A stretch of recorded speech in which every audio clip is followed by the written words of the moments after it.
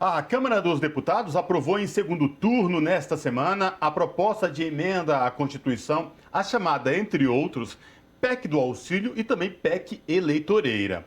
A PEC autoriza o governo a gastar mais de 41 bilhões de reais para conceder, aumentar ou criar benefícios. Lembrando, as medidas só valem até 31 de dezembro deste ano. Para repercutir esse assunto, nós conversamos agora com o Neuriberg Dias, que é analista político e diretor de documentação do DIAP, que é Departamento Intersindical de Assessoria Parlamentar. Boa noite, Neuriberg Dias. Prazer em falar contigo. Seja muito bem-vindo. Tudo bem? Boa noite, tudo bem? Maravilha. Neuriberg, eu quero começar falando contigo sobre tudo que foi a aprovação desta PEC em Brasília, aí, a PEC que muitos vêm falando, não um PEC de auxílio, mas uma PEC eleitoreira. Qual é o impacto diretamente de ter mais de 41 bilhões para gastar em benefício em um ano eleitoral, Neuriberg? Perfeito.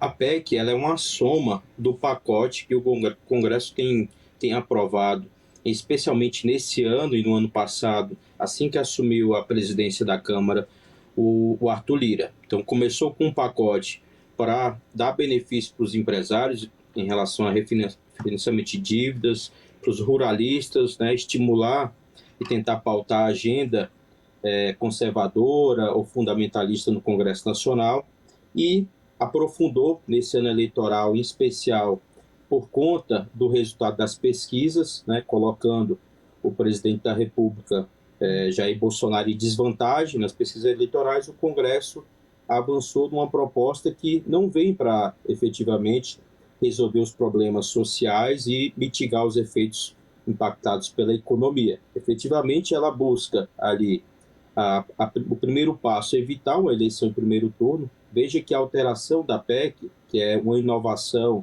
e muito negativa sob o ponto de vista institucional, ela excepcionaliza, né, você gastar recursos, um montante considerável de recursos, em período eleitoral, que vai promover um grande desequilíbrio na disputa, não só para a presidência, mas para governos, para deputados federais, estaduais, em cada estado.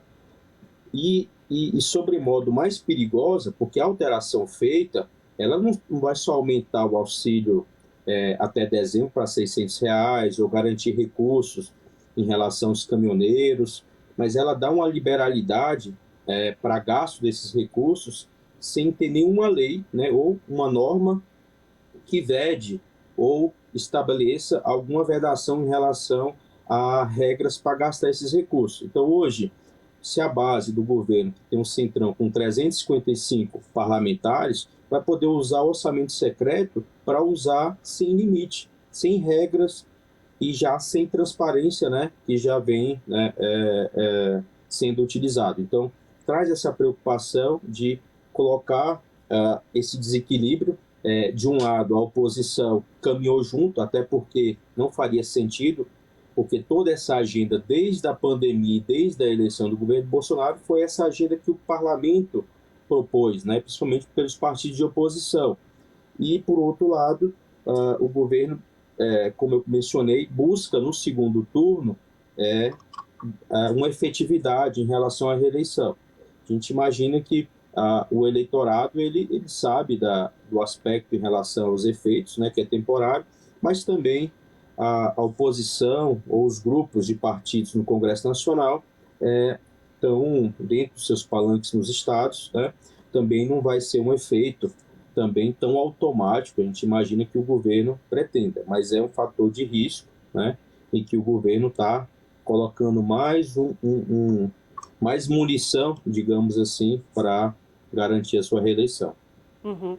Neuriberg, eu queria conversar com você agora sobre o procedimento que foi votado esse projeto, porque a gente está, na verdade, agora, segunda-feira, se inicia o recesso do Poder Legislativo, né? Dia 18, eles estão de recesso já, e Arthur Lira conduziu essa votação de forma excepcional, né? Ele, inclusive, abriu a possibilidade de uma votação remota que é um caso excepcional, que não é a prática para uma quarta-feira, né? Isso estava sendo uma prática para outros dias da semana que, de fato, os parlamentares, deputados e deputadas estão na sua base, mas não numa quarta-feira, que normalmente as sessões são presenciais. Então, assim, ele alterou diversos procedimentos, tentou manter uma sessão aberta por mais de uma hora, o que vai contra a organização e a legislatura ali da Câmara dos Deputados. Então, fica de fato muito evidente essa condução parcial de Lira nesse processo, né? Perfeito. Você tem vícios, né, como eu apontei, políticos, jurídicos, né, muito, muito graves e sob o ponto de vista institucional, né?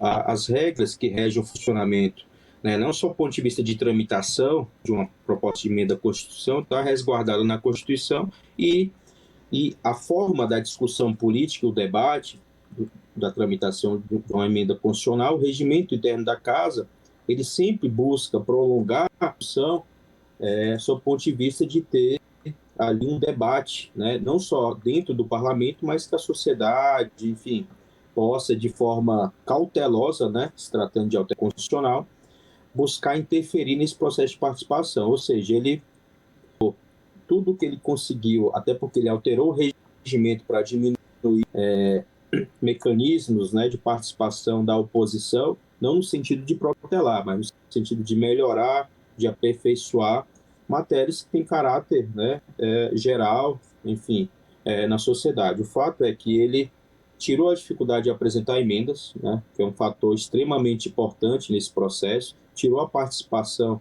da sociedade, enfim, dos partidos, e usou o regimento de forma até inconstitucional, porque possivelmente já tem, né, ações já no STF, mas pedindo, né, na época pediu a suspensão da tramitação, mas que possivelmente terá efeitos, né, na continuidade ou no julgamento em relação não só à tramitação, mas também o conteúdo dessa mais uma alteração constitucional feita pelo Congresso Nacional. Mas ela foi cheia de vícios, atropelou basicamente todas as regras de regimento. Efetivamente, começou com o próprio despacho, né? Ele apensou essa proposta no plenário. Ela deveria, no mínimo, discutir pela CCJ, pela Comissão Especial e depois em 2 turnos no plenário. Mas ele foi buscando alternativas regimentais e com o apoio da maioria, que não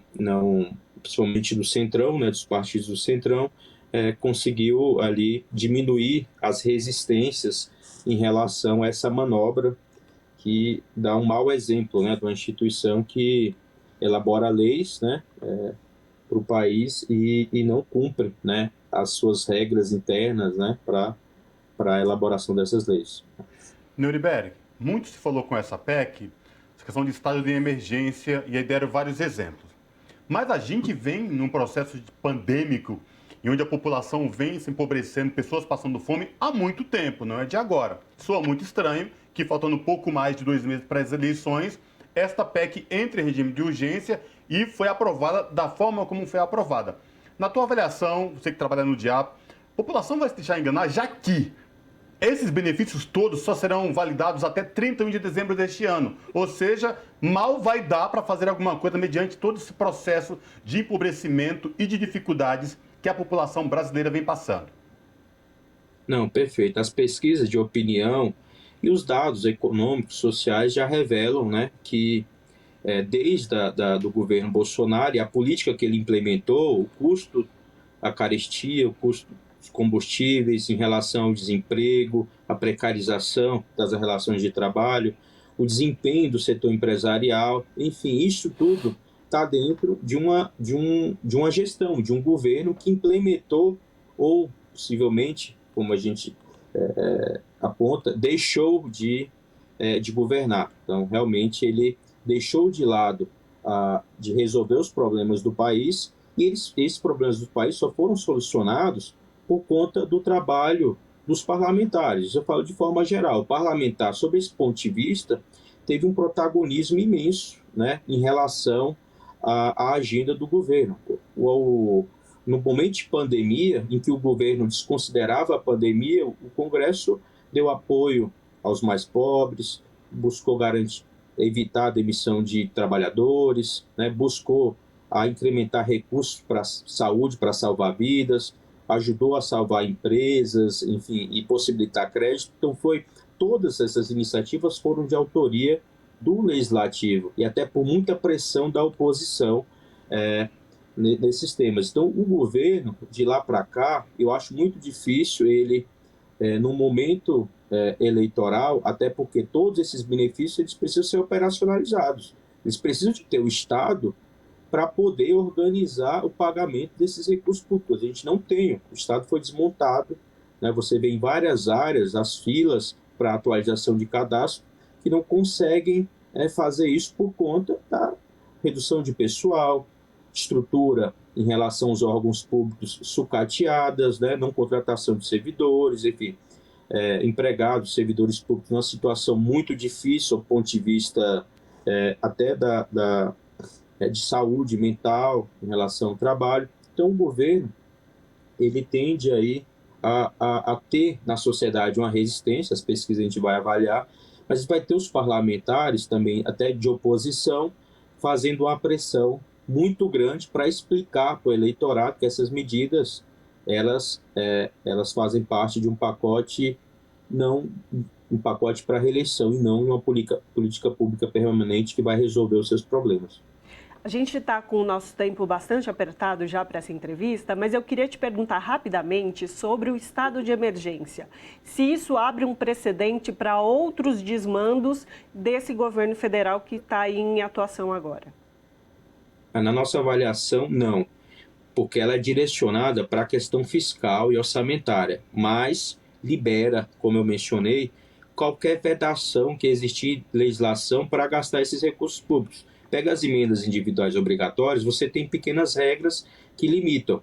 Com a PEC emergencial, você acaba com todos esses critérios e deixa igual ao orçamento secreto.